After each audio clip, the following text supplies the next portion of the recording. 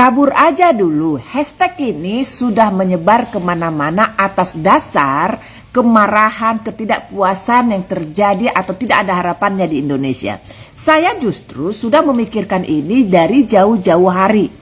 Saya sudah merencanakan ini dari 10 tahun yang lalu untuk kabur dari Indonesia, terutama mempersiapkan anak-anakku kuliah di luar negeri. Itu karena saya sudah mapan. Bagaimana Bapak Ibu yang belum mapan?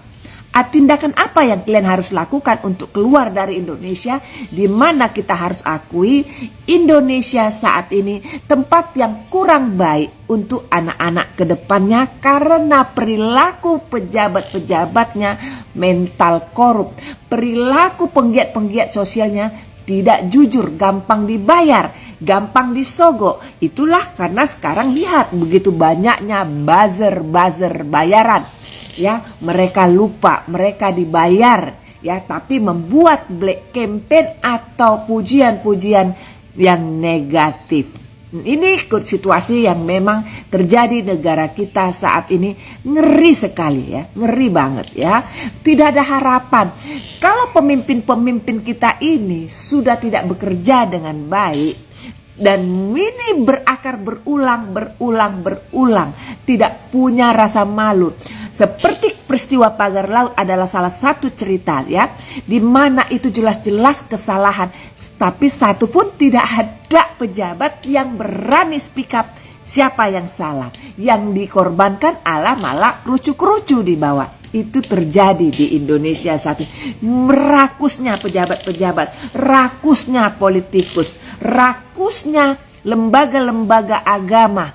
Ada sekarang perang antara lembaga agama A, B, dan C ya, saling serang gitu ya.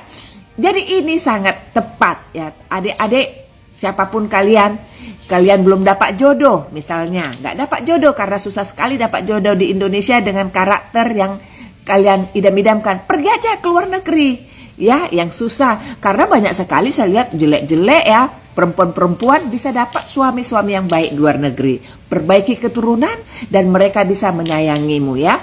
Daripada kamu menikah memaksakan diri di Indonesia, udah lakinya nggak kerja, tidak romantis, tidak baik pula, kamu yang kerja berat. Nah, alangkah baiknya ya kalian udah mulai mikirkan kabur aja dulu.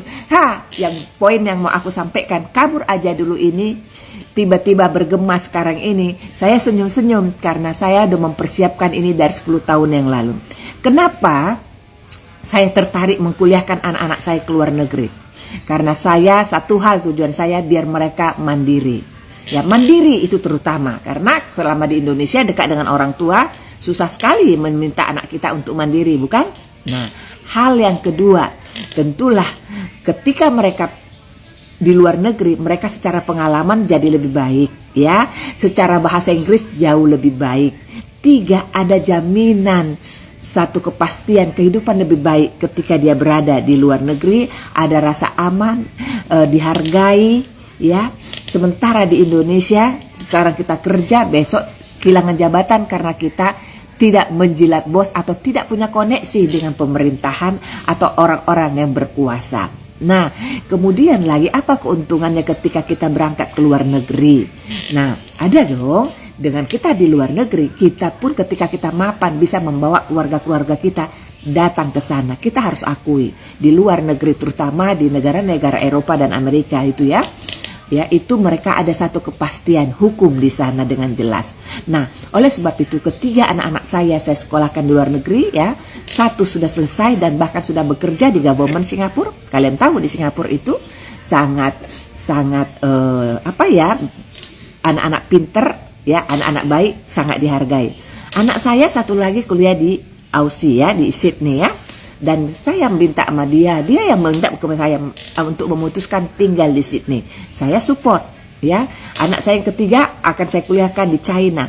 Di China apakah kehidupan lebih baik? Tidak. Itu tidak ada kepastian, tapi banyak hal yang perlu dipelajari di China. Ya, banyak hal yang perlu dipelajari China sehingga anak saya satu saya kuliahkan di sana ya. Tentu dengan dia permintaan S2-nya nanti dia akan lanjut mungkin ke negara Amerika atau Eropa. Nah, poin yang mau sampaikan kepada orang tua atau teman-teman, support anakmu untuk mereka belajar keluar. Tapi nggak ada uang, Bu. Minimal kamu sekolahkan, atau mungkin kamu nggak punya uang untuk kuliahkan dia. Ambil banyak sekali loh Bapak Ibu, beasiswa di luar negeri. Ya, buka pikiranmu. Cari beasiswa di luar negeri, ya.